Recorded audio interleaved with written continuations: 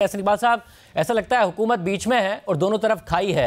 अगर इमरान खान साहब मुस्ताफ़ी होते हैं तो इलेक्शन का माहौल बनेगा, अगर आप इलेक्शन नहीं कराते हैं तो दूसरी तरफ है कि IMF के प्रोग्राम के तहत आपको मज़ीद सख्त फैसले करने पड़ेंगे, करेंगे तो गैर मकबूल होंगे, अक्टूबर तक और ज़्यादा गैर मकबूल हो जाएंगे। तो क्या करने जा रहे हैं आप? देखिए, पहली बात तो यह है कि मुझे ये नहीं समझ आती कि इमरान खान साहब की सियासत का मकसद क्या है। मुझे तो ये लगता है कि उनका एजेंडा ये है कि वो पाकिस्तान को खुदा ना खास्ता डिफॉल्ट कराएं, पाकिस्तान के हवाले से बैनुल-अक़वामी सतह के ऊपर एक नेगेटिव इमेज दें। जब शहबाज शरीफ साहब चीन का दौरा कर रहे थे और एक अरसे के बाद, तवील अरसे के बाद CPEC की JCC मीटिंग का इनेकाद हो रहा था, तो उस मौके पे इमरान खान साहब ने धरने का इस्लामाबाद में ऐलान कर दिया और बैनुल-अक़वामी सतह पे ख़ास तौर पे चीन को ये पैगाम देने की कोशिश की कि पाकिस्तान के अंदर बहुत पॉलिटिकल इंस्टेबिलिटी है। और अब आपको मालूम है कि 9 जनवरी को सेक्रेटरी जनरल यूनाइटेड नेशंस की मेज़बानी में एक बैनुल-अक़वामी कॉन्फ्रेंस आलमी बरादरी की मदद से हो रही है, जिसमें जो पाकिस्तान के दोस्त ममालिक हैं और बैनुल-अक़वामी मालियाती इदारे वो पाकिस्तान की सैलाब के हवाले से मदद करने के लिए लाएअमल तय करेंगे।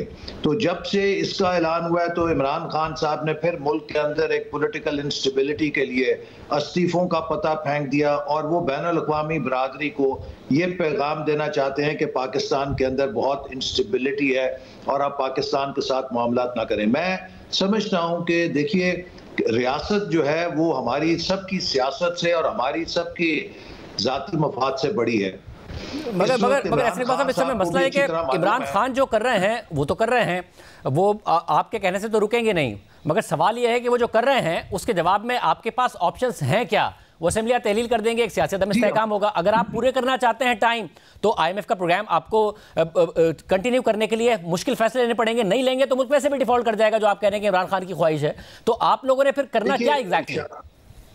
शाहज़ेब नहीं, हमारे पास बड़ा क्लियर विजन है। हम पहले दिन से जब इस हुकूमत में आए थे और उस वक्त भी हमने कहा था कि हम अपनी टर्म पूरी करेंगे और इस टर्म के अंदर पाकिस्तान को स्टेबलाइज करेंगे, चूंकि इमरान खान साहब पाकिस्तान को वर्ज ऑफ डिफॉल्ट के ऊपर छोड़ के गए थे। ये मैं नहीं कह रहा, ये खुद उनके वजीर शेख रशीद साहब कई दफ़ा कह चुके हैं कि अल्लाह का शुक्र है कि हम हुकूमत से निकल आए, वरना लोगों ने हमें पत्थर मारने थे।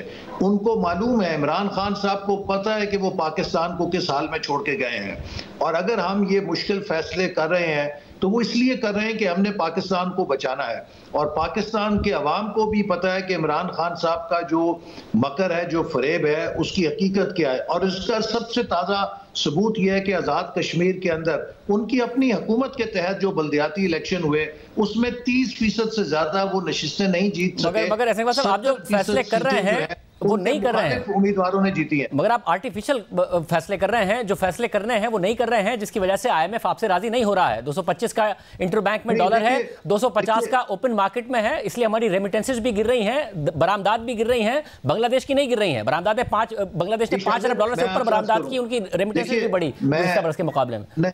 ऐसी बात नहीं है। देखिए, आपको मालूम है कि जब हम हुकूमत में आए तो इन सब लोगों ने, PTI वालों ने एक फजा बनाई कि पाकिस्तान डिफॉल्ट करने लगा है और अगले हफ्ते 2 हफ्ते बाद अल्हम्दुलिल्लाह हमने इससे बचाया। अब भी ये सूरत थी कि हमने 1 अरब डॉलर की पेमेंट करनी थी और उसके गिर्द भी उससे पहले ये एक माहौल बना दिया गया था कि हुकूमत ये पेमेंट नहीं कर सकेगी और पाकिस्तान डिफॉल्ट कर जाएगा। हमने वो पेमेंट की और ये जो थोड़ा सा आपको एक मार्केट के ऊपर दबाव नजर आता है वो इसलिए है कि हमने एक बहुत बड़ी खतीर पेमेंट 1 अरब डॉलर की है और हम इस असर से जल्दी निकल जाएंगे, स्टेबलाइज हो जाएंगी चीजें, क्योंकि फौरी तौर पे हमारा पहले ही ज़र मुबादला बहुत एक क्रिटिकल लेवल के ऊपर था और हमने 1 अरब डॉलर मगर ऐसी बात है, उसके लिए आपको IMF को मनाना पड़ेगा और IMF को मनाने के लिए उसकी सख्त शराइत माननी पड़ेगी। खुद मिफ्ता इस्माइल कह रहे हैं कि अगर IMF नहीं मानता तो फिर डिफॉल्ट का खतरा है, जेन्युइन डिफॉल्ट का खतरा है।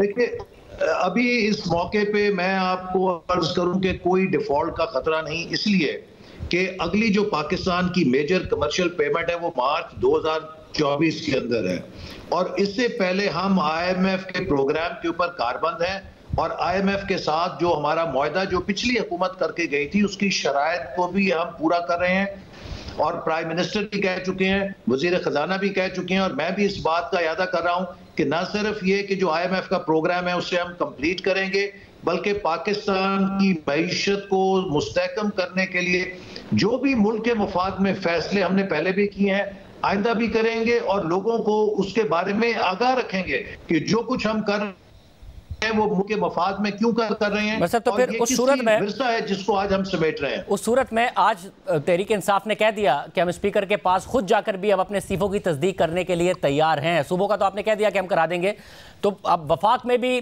जो कौमी असम्बली है उसके इस्तीफे आपको कबूल करने पड़ेंगे। कैसे डिले करेंगे इलेक्शन? कौमी असम्बली की भी कोई 125 सीटों पर इलेक्शन हो रहा होगा।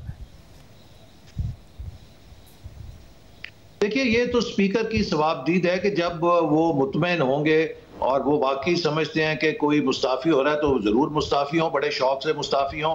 अभी तक तो एक तरफ उन्होंने इस्तीफे भी दिए हुए हैं, दूसरी तरफ पार्लियामेंट लॉजेस के अंदर भी मुकीम है और मरात भी वसूल कर रहे हैं, तो ये इनकी दो अमली है। और अभी तक तो वो सूबाई हुकूमतों को इमरान खान साहब अपने लिए एक शील्ड बनाया हुआ है कि मैं गिरफ्तारी से, किसी मुमकिन गिरफ्तारी से बच जाऊं।